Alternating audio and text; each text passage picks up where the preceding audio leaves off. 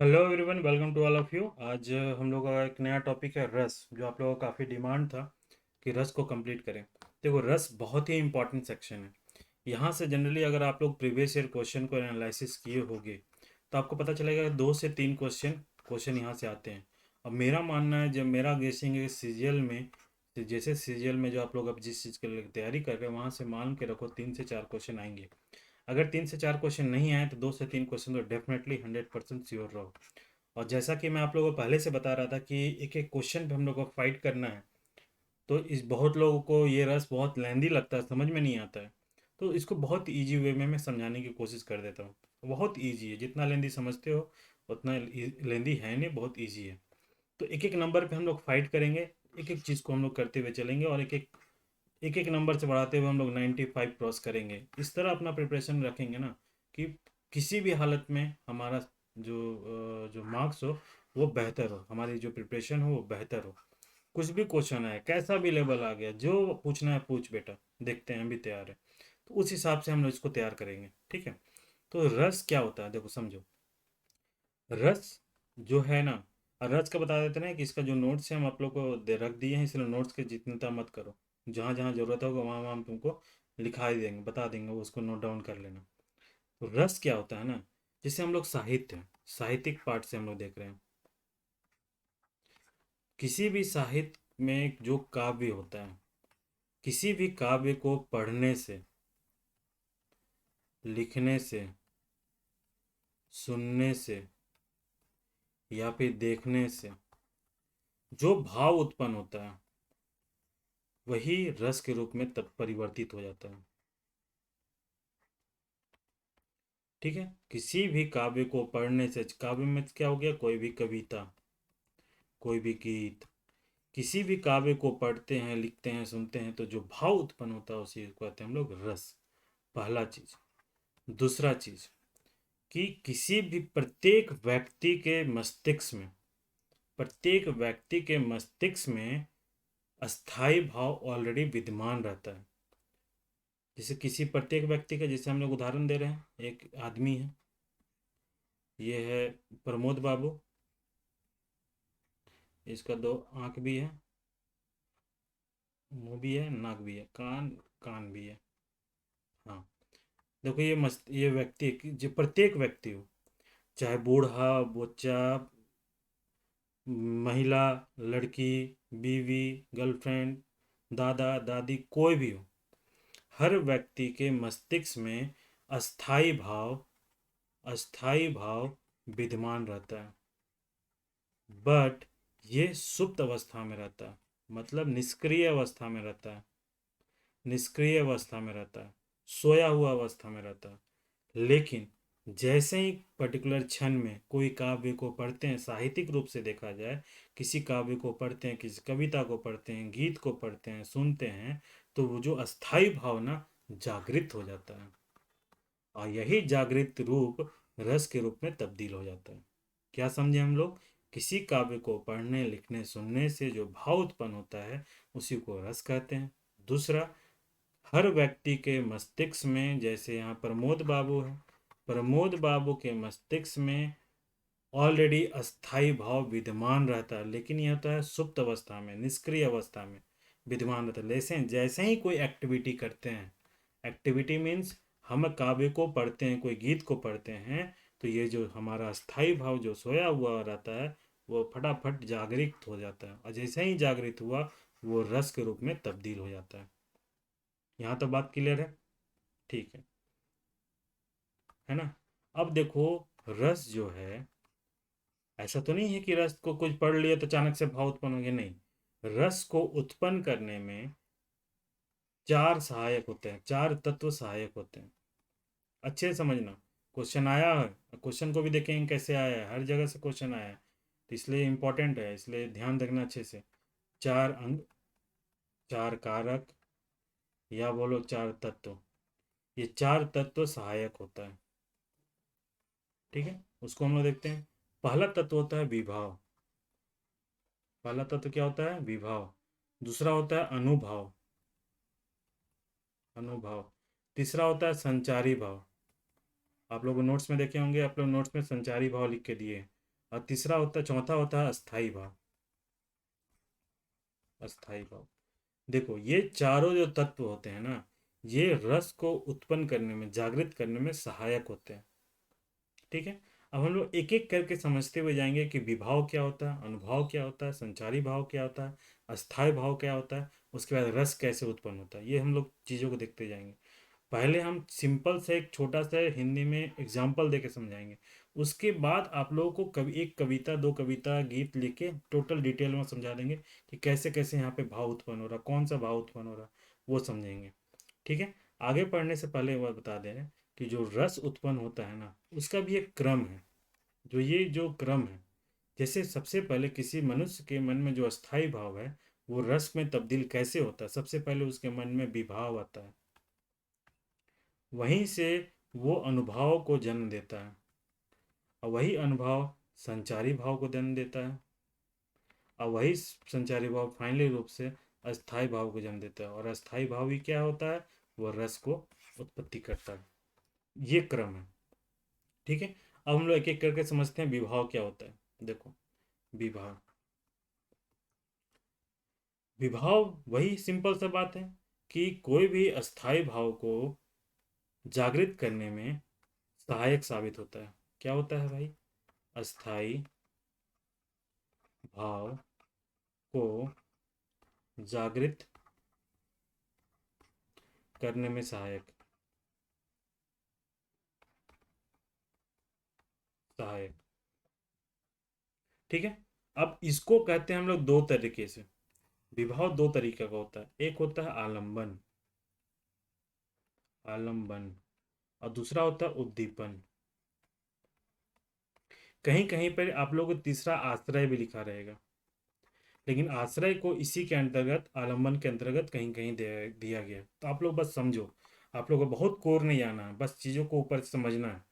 आलंबन क्या होता है? आलंबन भी दो कैटेगरी का होता है। एक होता है आश्रयालंबन, यही आश्रय की बात बोल रहे हैं, आश्रयालंबन। और दूसरा होता है विषयालंबन, विषयालंबन। देखो, अब मान लो यहाँ प्रमोद था, नाक भी बना दे रहे थे तो गुस्सा हो जाता, लास्ट टाइम गुस्सा हो गया था, नाक नहीं बना दिए थे। ये प्रमोद है, इसमें अस्थाई भाव इसका जागृत था ऑलरेडी, यहाँ विद्यमान अस्थाई भाव इसके दिमाग में। अब ये किस चीज को देख रहा, पढ़ा। अब देखो, किसी काव्य को ही पढ़ रहा प्रमोद, किसी काव्य को पढ़ रहा, तो आश्चर्यालंबन क्या होता है? जिसके मन में भाव उत्पन्न हो। तो यहाँ किसके मन में भाव उत्पन्न हो रहा है? किसी चीज को पढ़ रहा, लिख रहा, देख रहा, तो किसके मन में भाव उत्पन्न हो रहा? प्रमोद के मन में। तो आश्रयालंबन क्या हुआ? प्रमोद। अब काव्य के दुनिया में चलो। अब मान लो कवि लिखा कोई कविता को, जैसे जागा जागा लिखा, जागा जागा, ठीक है, सीडी सिंह। ठीक है। अब ये जागा जागा लिखा, तो इसको कौन पढ़ रहा है? किसके, इसको पढ़ के किसके मन में भाव उत्पन्न हो रहा है? पहला तो पाठक, आप मेरे मेरे जैसे, आपके जैसा पढ़ने वाला। तो याद रखिएगा, आश्रयालंबन में ऑलवेज पाठक शामिल होगा। ठीक है, पहला चीज। लेकिन एग्जामिनर तेज है, एग्जामिनर तेज है, वो चार ऑप्शन में पाठक दिया ही नहीं। फिर तुम लोग आके बोलोगे एग्जाम के बाद, अरे सर आप तो बोले थे पाठक इन्वॉल्व हो, आश्चर्यालंबन है, यहाँ तो पाठक शामिल ही नहीं है। तो कौन होगा भाई? अब जरा सोचो, समझो। जागा जागा में क्या लिखा हुआ है? जागा रे जागा सूरवीर जागा, झारखंड का सूरवीर जागा, कायस्थ जागा, कुर्मी जागा, सब जागा, हिंदू जागा, मुसलमान जागा, क्रिस्तान जागा, सब जागा, ब्राह्मण जागा, सब जागा, मतलब सबको जगा रहा। तो बोल रहा है, कौन जाग रहा है यहाँ पर? कौन जाग रहा है? इसको कौन पढ़ रहा है? कोई अगर कुर्मी पढ़ रहा है, कोई अगर ब्राह्मण पढ़ रहा है, कोई हिंदू पढ़ रहा है, कोई मुस्लिम पढ़ रहा है, तो जो पढ़ रहा है जिसको जगा के, आखिर जगा रहा है ना, ये क्या बोल रहा है सीडी सिंह, क्या बोल रहे जो कवि थे वो क्या बोल रहे हैं? बोले जागो बाबू जागो, झारखंड का सूरवीर जागो, सब जागो, और जाके जाओ क्रांति करो, सब उठा रहा, सब ले जा रहा, कह रहा था बात। तो वही जागने, जिसको बोल रहा जागा जागा ना, वही हो गया आश्रयालंबन। मतलब यहाँ जितने भी कुर्मी का, इस हिंदू मुस्लिम है ना, सब आश्रयालंबन है, क्या कि इसी के मन में भाव आएगा, यही कवि का कविता को पढ़ के अंदर में जोश आएगा कि बेटा नहीं, सही बोल रहे हैं, गलत बोल रहे हैं, चलो क्रांति करेंगे। 60-40, 60-40 अभी सब कोई चल रहा है। किसके मन में आ रहा है? जेएसएससी के मन में, कमीशन के मन में, कि स्टूडेंट के मन में? किसके मन में भाव उत्पन्न हो रहा है? स्टूडेंट का ना। तो आश्रय आलम्बन क्या हुआ? स्टूडेंट। राइट। अब चलो यहाँ समझ में आ गया। तो जिसके मन में जो भाव उत्पन्न हो रहा है, अगर पाठक नहीं लिखा है तो अंदर में देखो किसको, किसके बारे में, किसको जगाने की बात कर रहा है, वो आश्रयालंबन हो गया। यहाँ तक क्लियर है? विषयालंबन क्या हो गया? जिस चीज को देख के मेरा भाव उत्पन्न हो रहा है, जिस चीज को देख के। अब काव्य में लिखा हुआ था कुछ बहुत ही प्रेम गीत लिखा हुआ है। अब प्रमोद बाबू ना गीत को पढ़ा, ख्यालों में खो गया, मेरा बचपन का प्यार भूल ना जाना रे। है ना? मेरा बचपन का प्यार भूल ना जाना रे। हो सकता है उस प्रेम गीत को पढ़कर प्रमोद के बचपन का प्यार जाग गया।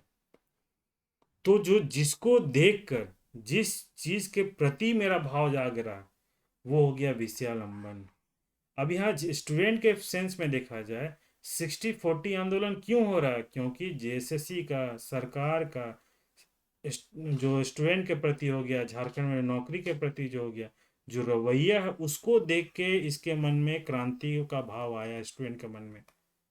तो ये जो चीज को देखा ना, वो हो गया विषयालंबन। जिस चीज को देखकर मेरे मन में जो भाव आ रहा, पाठक के मन में भाव आ गया, आश्रयालंबन के मन में जो भाव आ गया, उसको कहते हैं विषयालंबन। जिस चीज को देख के। अब यहाँ जागा जागा में बहुत सारा चीज में, बहुत सारा कविता में देखना, ब्रिटिश के बारे में बताया गया, या यहाँ पे लूट माट हुआ, लूट माट हो रहा उसके बारे में।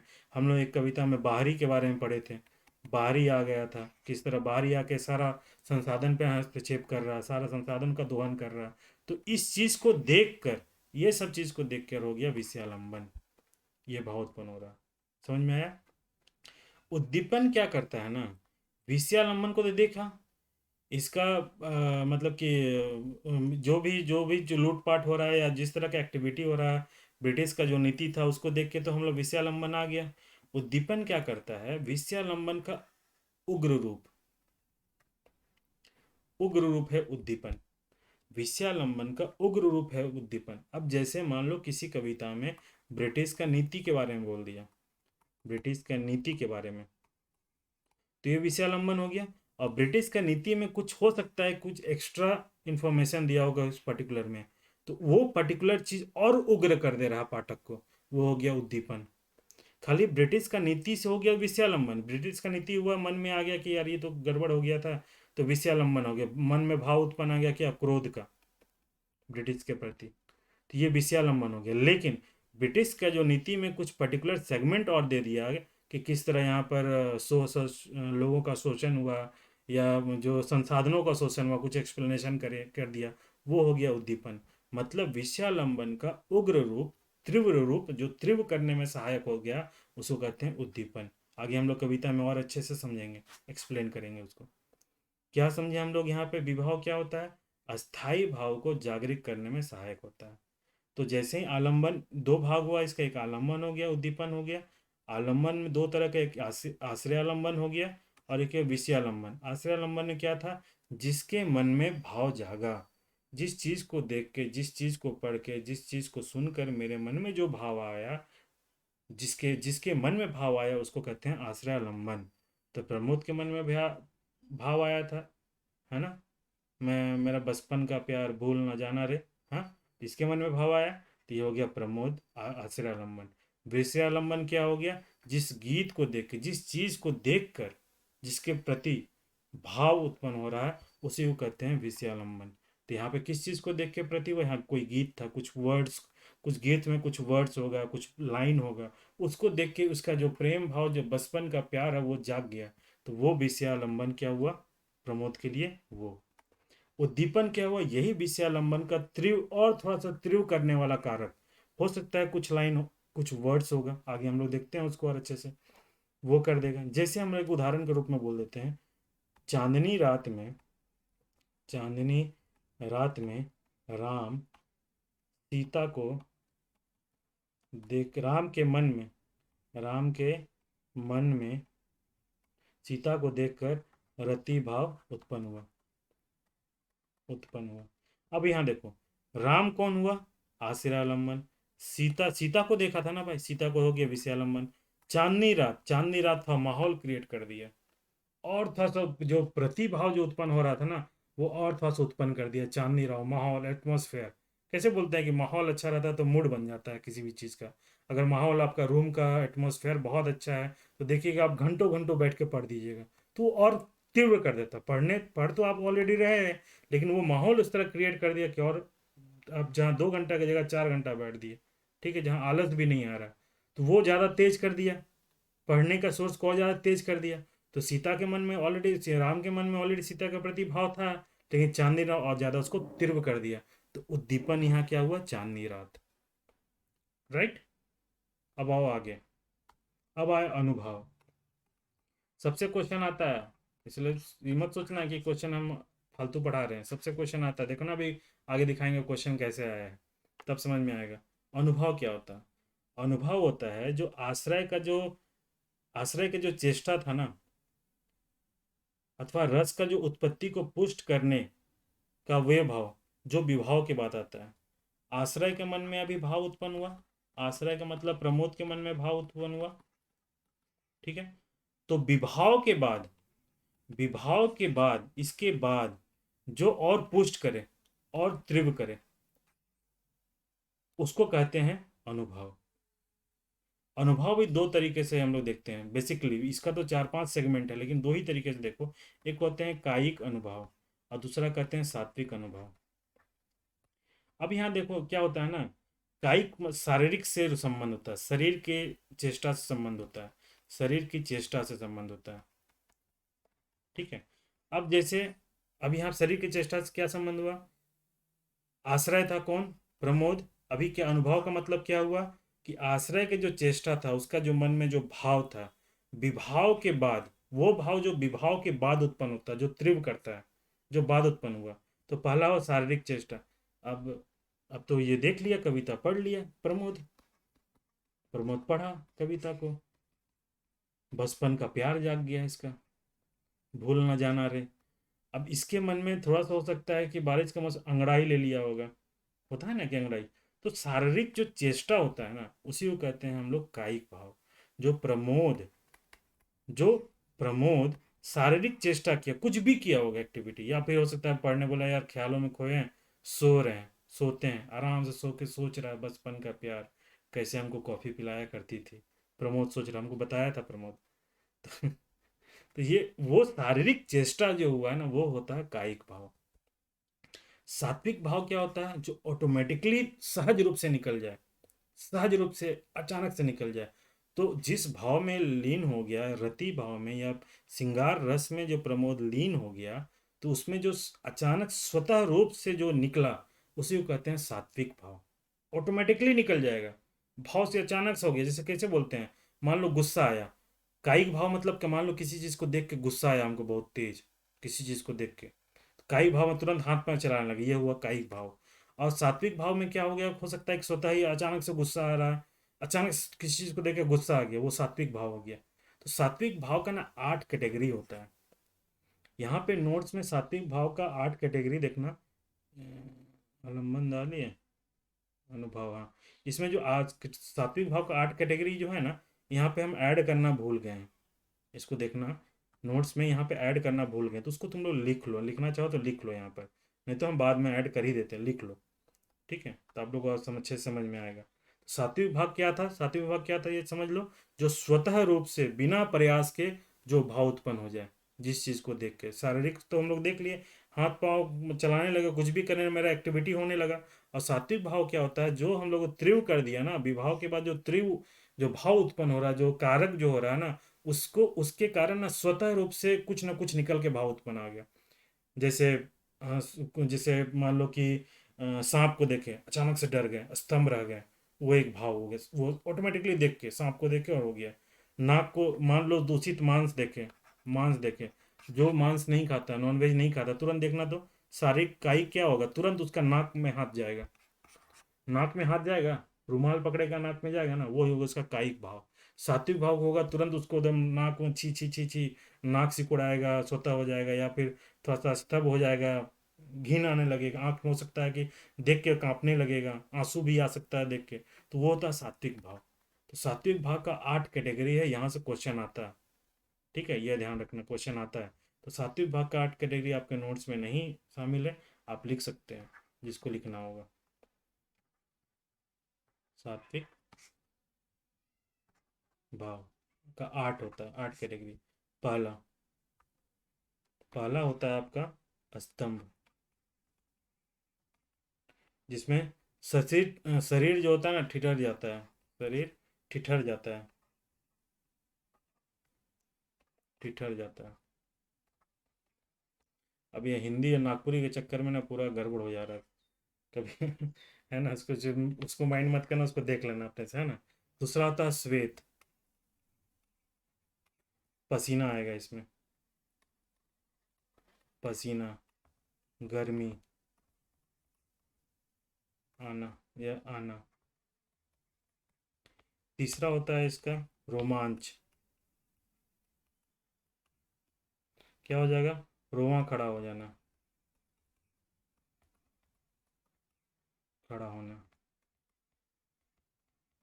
और देख लेना, और एक चीज याद रखना, किसी को भाव जो उत्पन्न होगा ना, कोई जरूरी नहीं कि एक ही चीज उत्पन्न होगा, उसका हो सकता है दो चीज उत्पन्न होगा। जैसे अब मान लो प्रमोद के सेंस में, प्रमोद के सेंस में हो सकता है यहाँ रोमांच भी उसके लिए खड़ा हो जाए, है ना। ये कभी भी अब आप ध्यान, मतलब इस चीज को ध्यान रखना कि कोई एक ही चीज नहीं उत्पन्न होता, एक ही कारक नहीं होता, उसके तो दो तीन कारक को उसको और एक भाव उत्पन्न दे देगा। ठीक है, ये रोमांच हुआ। चौथा हो गया तुम्हारा स्वर भंग, स्वर भंग मतलब बोली नहीं निकलेगा इसमें, बोली नहीं निकलना, निकलना। पांचवा होता है कंप, कांपना, है ना। कभी कभी गुस्सा से भी कांपोगे आप, कभी कभी डर से कांपोगे, वो सारा भाव हम लोग अभी देखेंगे। पांचवा। छठा है आपका अश्रु, मतलब आंसू निकलना, आंसू निकलना। डर से ही आंसू भर नहीं निकलता है, गुस्सा से भी भर आंसू से नहीं, कभी कभी प्रेम से भी आंसू निकलता है, वहां भी ध्यान रखना है इस चीज का। सातवां, सातवां हो गया, यहाँ लिख देते हैं विभिन्नता। इसमें होता है मुंह या शरीर का रंग उड़ जाना, का रंग उड़ जाना। ठीक है। आठवां होता है प्रलय, अचेत पड़ जाना। तो ये आठ सात्विक भाव हैं जो स्वतः उत्पन्न होता है। तो प्रमोद के केस में कौन था, रोमांच उत्पन्न हो गया था, हो सकता है उसके मन में आंसू उत्पन्न हो गया होगा पहले को कुछ देख के, वो प्रमोद ही फील कर सकता है। वो प्रमोद जो आश्रयालंबन है वही फील कर सकता है उसके अंदर में क्या भाव आ रहा है। अब कली के जो भाव हमेशा अलग, किसी देखो एक ही चीज में भाव अलग अलग उत्पन्न हो सकता है, वो डिपेंड करता है आश्रयालंबन पे, वो कैसे उसको ले रहा है। फॉर एग्जाम्पल कल ही का एग्जाम्पल इंसिडेंट को तुमको बोलते हैं। कल हम लोग चैट में देखो, हम बुक का पीडीएफ डाले, दो एक्टिविटी हुआ। एक एक्टिविटी हुआ लाइट मोड में लेना इसको, कुछ अदरवाइज मत ले, एक रवि का रहा और दूसरा प्रमोद का रहा। रवि के मन में थोड़ा सा देख के हो सकता है कन्फ्यूजन रहा होगा, इस चीज़ को नहीं समझा होगा, कहीं ना कहीं उसका नेगेटिव फीलिंग हुआ। तो नेगेटिव, पहले मेरे लिए अच्छा सोचता था, अचानक से बोला कि सर ये आपसे उम्मीद नहीं था, उसके मन में नेगेटिव फीलिंग आया। तो नेगेटिव फीलिंग आया तो एक भाव को उत्पन्न दिया। अब वही जगह प्रमोद जानता था, वो लाइट फीलिंग, लाइट मोड में रहा, अब वो हास्य में चल गया, हंसी मजाक करने लगा। तो देखिए एक ही इंसिडेंट से दो भाव उत्पन्न हुआ। तो ये पर्टिकुलर, मतलब कि जो आश्रयालंबन है, जिस जो देख रहा, जिसके मन में भाव उत्पन्न हो, वही समझ सकता है उसके अंदर में क्या भाव आ रहा है। ये हो सकता है। लेकिन कभी भी जैसे मान लो कविता वगैरह में, कविता वगैरह में, अब तो किसी का मन में ऐसा मत कर देना कि हमको ब्रिटिश का नीति बहुत अच्छा लगता था तो हम उसको करुण, मतलब कि रौद्र रूप में नहीं लेंगे या फिर वीर रस में नहीं लेंगे। ऐसा नहीं है, एक जनरल भाव में उसको हम लोग देखेंगे। तो ऐसा मत बोलना कि मेरे मन में अलग भाव आ रहा है तो इसके मन में अलग भाव आ रहा है तो मेरे लिए बी ऑप्शन सही होगा, दूसरे के लिए सी ऑप्शन होगा, ये मत नहीं। एक मूल भाव होता है जो जनरल जनरल जनरल मतलब कि जनरल वे में वो जो सत्यापित है, उसको हम लोग देखेंगे। ठीक है, ये रहा तुम्हारा 8 भाव। अब आओ इसी के बाद तीसरा था तुम्हारा संचारी भाव। संचारी भाव, संचारी भाव भी सेम होता है। जैसे ही विभाव उत्पन्न हुआ, अनुभव से हमारा शारीरिक चेष्टा उत्पन्न हुआ, तीव्र हुआ, अब संचार पैदा कर दिए। ये अस्थाई भाव का भी ये सहायक है। अब ये संचार जैसे ही पैदा कर दिया ना, इसी से फिर अस्थाई भाव का जन्म होता है। और ये संचार पैदा करने में इसका 33 क्षेत्र है। 33 क्षेत्र है। जैसे हम लोग सात्विक भाव का 8 क्षेत्र देखें ना, ये 33 क्षेत्र है इसका। 33 तत्व है जो संचारी भाव को उत्पन्न करता है। तो 37 क्षेत्र को हम नहीं दिखा रहे, इसमें तुम्हारा नोट्स में दिखा देते हैं। हाँ, ये सारा का सारा तुम्हारा क्या है, संचारी भाव है। सारा का सारा, सबका अलग अलग मीनिंग है। इसका मीनिंग को हम तुम लोग को दिखा देंगे। जैसे मान लो हर्ष, जब मान लो हर्ष होगा, हर्ष एक संचारी भाव है जिसमें खुशी होता है। ठीक है, दूसरा संचारी भाव होगा लज्जा। ठीक है, तीसरा होता है ग्लानि, किसी चीज को देख के ग्लानि होगा, वो एक संचारी भाव होगा। जैसे मान लो कि अपन बुराई का अनुभव जो होता है, कुछ कुछ बुरा किसी का हुआ तो ग्लानि फील हो रहा है, किसी के साथ गलत किए तो ग्लानि फील हो रहा है, वो संचारी भाव हो गया। इसी तरह तो टोटल 33 का भाव है, 33 का मीनिंग है। उस मीनिंग को आपको हम इस नोट्स में यहाँ ऐड कर देंगे, तो आप लोग समझ जाइएगा। ठीक है, ये संचारी भाव जैसे ही उत्पन्न हुआ, यहीं से होता है फिर अस्थाई भाव। मेन रस, मेन रस यहीं से होगा। जैसे ही संचारी भाव आया, संचारी भाव आया, वहीं से होता है अस्थाई रस। अस्थाई रस। अब अस्थाई रस क्या होता है, अब इसको जनरली 9 कैटेगरी में बांटा गया है, लेकिन जो कुछ कवि जो है ना, 2 कैटेगरी को और ऐड कर दिए। इसमें देख लो, इसमें कौन कौन सा है कैटेगरी। पहला है तुम्हारा रति, देखो यहाँ पे देखो, अस्थाई भाव, अस्थाई भाव। अब देखो, अब समझ में आएगा तुम। और इधर हो गया रस। अब जैसे प्रमोद को उदाहरण दिए थे, प्रमोद किसी कविता को पढ़ा, बचपन का प्यार गाने लगा, प्रेम भाव, बचपन का प्यार उसको जाग गया, तो क्या हो गया, रति उत्पन्न हो गया, प्रेम उत्पन्न हो गया। यह अस्थाई भाव था, तो ये अस्थाई भाव क्या हो गया, ये ये अस्थाई भाव क्या हो गया। पहला क्या अस्थाई भाव, रति या प्रेम, ये उत्पन्न हो। ये कौन सा रस होता है, ये था श्रृंगार रस। श्रृंगार रस, श्रृंगार रस भी 2 तरह का होता है। क्वेश्चन आया था पिछले बार प्री क्यू में, पर्टिकुलर क्वेश्चन दे दिया, बोल देगा इसमें श्रृंगार रस का कौन भाग में आया, ये क्वेश्चन पूछा है। देखिएगा आप लोग, एक होता है वियोग, एक होता है संयोग। देखो, संयोग श्रृंगार रस वो होता है जब 2 प्रेमी आपस में मिले, वो संयोग श्रृंगार रस होगा। वियोग श्रृंगार रस में क्यों, कब होता है, जब 2 प्रेमी आपस से दूर जाए, वो होता है वियोग। तो प्रमोद के केस में क्या होगा भाई लोग, प्रमोद के केस में क्या, प्रमोद तो बिछुड़ गया, बचपन का प्यार गाना गा रहा है, तो क्या होगा, वियोग श्रृंगार रस हो गया प्रमोद के केस में। राइट, तो ये चीज ध्यान रखना। तो 8वां अस्थाई भाव को हम लोग देखते हैं कौन कौन सा हुआ, यहाँ अस्थाई भाव लिख देते हैं। अब फिर उसके बाद हम लोग देखना भी कविता के साथ करेंगे, फिर आपको एक एक चीज समझ में आ जाएगा। अस्थाई भाव, इधर रस। ठीक है, पहला अस्थाई भाव कौन था, रति, प्रेम, ये अस्थाई भाव है। इसका रस कौन सा होगा, श्रृंगार रस, श्रृंगार रस। दूसरा होता है हास, कल प्रमोद हंसी मजाक कर दिया, तो ये कौन सा रस में हो जाएगा, हास्य रस में। किसी कविता को पढ़ के आपको हंसी आ रहा है, तो वहां पे क्या होगा, हास्य रस को। तीसरा हो जाएगा आपका क्या, शोक। ठीक है, ये शोक क्या कर देता है, शोक अस्थाई भाव क्या करता है, करुण रस में तब्दील कर देता है, करुण रस। चौथा होता है आपका क्रोध, इसको कौन सा, रौद्र रस के रूप में जानते हैं, रौद्र रस। पांचवा होता है आपका उत्साह, इसको कहते हैं हम लोग वीर रस, जहाँ उत्साह उत्पन्न कर दिया, वीर रस। छठा होता है आपका भय, इसको कहते हैं भयानक रस। सातवां होता है आपका विस्मय, इसमें होता है अद्भुत रस, आश्चर्य वाला। ठीक है, आठवां होता है आपका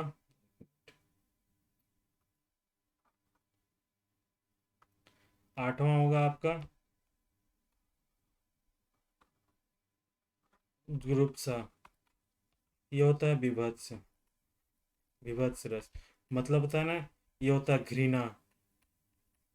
इसका मतलब घृणा, ग्लानि, ये सब होता है जुगुप्सा रस। इसको विभत्स रस भी कहते हैं। विभत्स, वी देखो ऐसे लिखो, विभत्स,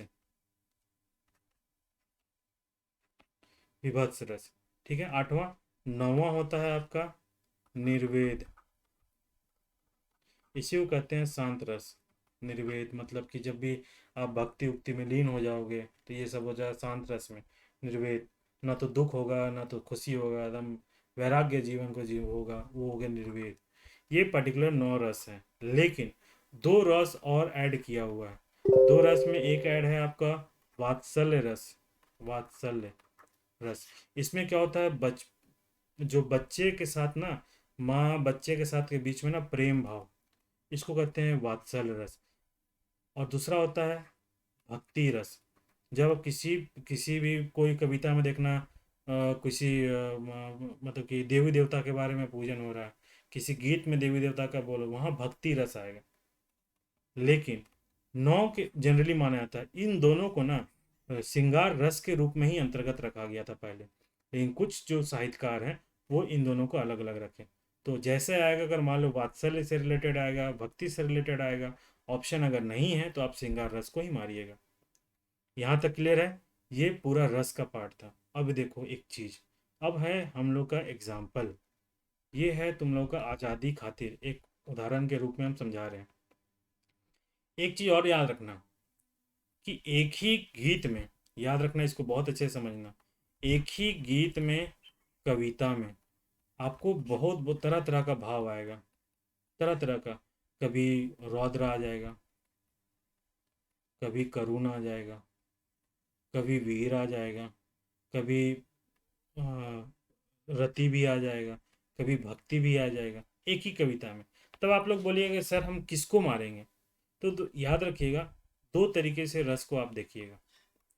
एक होता है पूरा मूल भाव रूप से, पूरा पाठक का मूल भाव, मतलब कवि का मूल भाव क्या है, मूल संदेश क्या है, वो हो गया आपका मूल रस।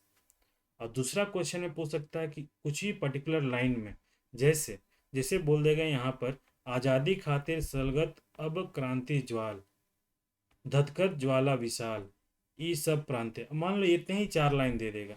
अब बोलेगा कि इसमें कौन सा रस है, तो यहाँ पे हो सकता है क्वेश्चन में कि पर्टिकुलर पद से क्वेश्चन पूछ देगा। तो वहां पे हो सकता है कि हाँ, अगर वीर रस हो रहा है मूल भाव, हो सकता है यहाँ पे करुण रस हो, ये रौद्र रस होगा, मे भी हो सकता है। तो वहां पे ये चीज को आइडेंटिफाई कीजिएगा। एक होता है मूल भाव, मूल भाव कवि का क्या, वो प्रधान रस होगा। मूल भाव जो कवि का रहेगा वो प्रधान रस रहेगा, और अंदर पर्टिकुलर वर्ड में कुछ रहेगा तो वो आप उस पर्टिकुलर वर्ड, उस पद का रस लिख सकते हैं। वो डिपेंड करता है एग्जामिनर क्वेश्चन क्या पूछ रहा है, और ये होता है, ऐसा क्वेश्चन आता है।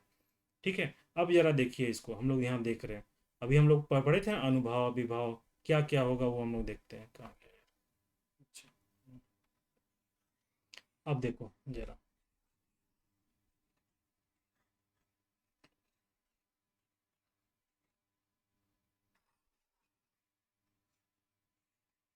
आई होप आप लोगों को समझ में आ गया होगा। ठीक है, देखो, है ना। अब देखो, बोलता है आजादी खातिर, बोल रहा है आजादी खातिर सलगत अब क्रांति ज्वाल। आजादी खातिर बोल रहा है, आजादी खातिर तो शीर्षक है, बोलता है सलगत अब क्रांति ज्वाल, धधकत ज्वाला विशाल, ई बन प्रांते रे बहुत दिन धुंगियाल, भितरे भितरे भाई भेल तैयार आजादी खातिर। अब यहाँ देखो, यहाँ पे क्या बोल रहे हैं, मूल भाव। जब भी फर्स्ट जो पैरा होता है, फर्स्ट पद होता है, वो हमेशा क्या कहता है, मूल भाव को, जो मूल भाव रहता है, जो फर्स्ट पद रहेगा, जो मूल भाव, जो कवि का मूल भाव होता है ना, उसको, उसका एक मतलब क्या बोलते हैं, वो एक क्या बोलते हैं, समराइज रूप रहता है फर्स्ट पद हमेशा। तो याद रखना, जैसे अब यहाँ बोला सलगत अब क्रांति ज्वाल, अब सलग रहा क्रांति ज्वाल, तो किसका कौन सा भाव उत्पन्न हो रहा है, सलगत अब क्रांति, क्या भाव यहाँ से क्या आ रहा है, सलगत अब क्रांति ज्वाल, झदगत ज्वाला विशाल, ई बन प्रांते रे बहुत दिन धुंगियाल भितरे भितरे भाई भेल तैयार आजादी खातिर। अब बोलता भितरे भितरे आजादी खातिर सब तैयार हो रहा, मतलब क्या, हाँ किस चीज का हो रहा, सबके मन में अब उत्साह उत्पन्न हो चुका है, उत्साह हो गया भैया अब तो आर पार कर देंगे। तो कौन सा होगा, वीर रस होगा ना यहाँ पर। अब यहाँ पे देखो, यहाँ बोल रहा है, अब यहाँ पे देखो, अब बोलेगा अनुभाव, अनुभाव था, और दूसरा तुम लोग बोल रहा था विभाव। अब विभाव में कौन था, आश्रय, आश्रय था, एक आश्रयालंबन था, और एक था विषयालंबन। अब यहाँ बोलेगा आश्रयालंबन किस पे आ रहा है, अब यहाँ हम लोग कहीं देखेंगे, कहीं कुछ पर्टिकुलर वर्ड दिया हुआ है, या फिर हो सकता है प्रांत, ई प्रांते रे, इस प्रांत के सारे नागरिक, ये भी हो गया आश्रयालंबन। इस प्रांत के सारे नागरिक, झारखंड प्रांत के सारे नागरिक आश्रयालंबन में आ जाएगा। उस प्रांत, उस पर्टिकुलर में कोई लाइन अगर आगे दिया होगा उस प्रांत में, किसी का इंडिकेट दिया, तो वो भी आश्रयालंबन में हो जाएगा। ठीक है, ये चीज का ध्यान रखना। और विषयालंबन में क्या हो जाएगा, जिसके लिए, जिस चीज का देख के जो भाव उत्पन्न हो रहा है। तो देखते हैं क्या भाव उत्पन्न हो रहा है भाई। क्या बोला, सलगत अब क्रांति ज्वाल, धतकत ज्वाला विशाल, ई सब प्रांते रे बहुत दिन धुंगियाल, भीतर भीतरे भाई भेल तैयार आजादी खातिर, प्यासल तिल खोली अब देखो, अब यहाँ देखो, प्यास क्या गया, प्यासल तीर खोली डोर, उपासल तलवार जोर, देखबाई गद्दारे शोक डाकू। अब यहाँ देखो, अब किसके प्रति हो रहा, शोषक डाकू धनक लोभी, शोषक भी था, डाकू भी था, धन का लोभी था, भागना कयारे भाई। अब बोलता है इन सब को देख के, जो शोषक था, डाकू था, उन सब को देख के मेरा भाव उत्पन्न हो रहा है, और उन्हीं के प्रति हम फिर क्रांति करने के लिए उठा रहे हैं। तो विषयालंबन कौन सा हुआ, ये सब हुआ। तो इस तरीके से देखो, इस तरीके से सारे चीज को देखोगे ना, तो बात समझ में आ जाएगा। अब संचारी भाव देखो भाई, अब यहाँ पे क्या आ रहा है, अब एक तरफ देखो, अब यहाँ पे इन लोगों को, अब ये शोषक वगैरह देख रहा है, यहाँ क्या आ रहा है, यहाँ गुस्सा ही हो रहा है ना जी, ये सब चीज को देख के। कोई तुम्हारा धन का लोभी है, तुमको डाकू लोग तुमको लूट के ले जाएगा, तो यहाँ तुम्हारा गुस्सा आएगा ना, तो यहाँ गुस्सा आएगा तो कौन सा रूप, कौन सा ये चीज तुम्हारा आएगा, क्या आएगा, ऑब्वियस सी बात क्रोध आएगा ना यार। क्रोध अस्थाई भाव हो गया, तो कौन सा ये रस होगा, ये कौन सा होगा, रौद्र रस होगा ना यहाँ पर। यहाँ वीर रस तो नहीं, यही सहायक हो गया ना उद्दीपन, जिस कैसे बोलते थे, तीव्र करने के लिए जो सहायक होगा, और यही जो गुस्सा क्रोध तो तीव्र कर दिया, हमको वीर रस में तब्दील कर दिया। बोला भैया अब उठाएंगे, अब तो तलवार उठाइबे करेंगे, अब तो बेटा छोड़ेंगे नहीं। पता ना, यहाँ से फिर तलवार उठा रहा क्रांति करने के लिए। तो मूल भाव क्या हुआ, मूल संदेश था क्रांति करना, वीर रस। लेकिन आगे का संदेश कैसे वीर रस में तब्दील हो रहा है भाई, क्रोध से, रोध से, ये सबसे तब्दील हो रहा है। सहायक क्या क्या है वो देखो, समझ में आया। इस तरीके की चीजों को देखोगे तो समझ में आ जाएगा। परदेसी के मिलल छूट, खिल क्या, खिलपत सगरे रोजी रोटी के सब लूटी रहे। अब देखो रोजी रोटी छूट रहा था, परदेसी को लोग, अब इनको देख के ये हो गया कौन सा, ये हो गया विषयालंबन, विषयालंबन, ये सब हो गया विषयालंबन बोलो, या फिर अनुभाव का भाग बोलो, जो रौद्र करने का वाला, अनुभाव वाला। अब यहाँ पे देखो हम लोग क्या कर रहे हैं, बोल रहा है कि तीर, यहाँ क्या बोला था, कहीं ऊपर लिखा होता ना तीर, देखो प्यासल तिल खोरी डोर, प्यासल तीर मतलब क्या, प्यासा तिल है। आज तक जो तीर जो था ना, तीर हम लोग का शांत बैठा तो कभी यूज किए नहीं, देखो प्यासा बैठा हुआ, अब छोड़ेंगे नहीं। तो शारीरिक चेष्टा जो कायिक भाग जो हुआ ना, कायिक भाग, ये सब हो गया। कैसे, तीर उठाएं, तो जैसे ही हम कोई चीज पढ़े, गुस्सा आया ना, तो तीर उठा दिए, तो ये हो गया तीर, कायिक भाव। समझ में आया, इसको कहते हैं कायिक भाव, तीर उठाना। तो वो हो गया मेरा शारीरिक जो एक्टिविटी हुआ। तो इन सब चीज़ों को जोड़िएगा तो आपको समझ में आ जाएगा। तो इसलिए इसी तरीके से चीज़ों को करिएगा तो बेहतर होगा, आप लोग को समझ में आएगा। ठीक है, मुझे उम्मीद है कि आप लोगों को समझ में आ गया होगा अच्छा से, कोई तरीके से और कोई इसी तरह का कुछ गड़बड़ नहीं हुआ होगा। अब जैसे आप लोग बोलिएगा यहाँ पर लास्ट में जैसे था हम लोग का ये सात्विक का, सात्विक भाव कौन सा भाई, भाई किसी को सुन के हम तो कांपेंगे ना, रौद्र रूप आया होगा ना, आंख में आंसू आया होगा ना, स्तंभ रहे होंगे ना, वो सब सारा चीज सात्विक भाव में आ जाएगा। ठीक है, सब सुने, सब कहानी को सुन रहे हैं, समझ रहे हैं, तो हम लोग का शरीर कांपने लगा कि ये सब इतने मेरे मेरे जो पिछड़े जो पुरुष लोग थे, जो जितने भी वीर लोग थे, ये काम कर लिए, उनके गाथा को सुन के कांपने लगे, तो सात्विक भाव हो गया।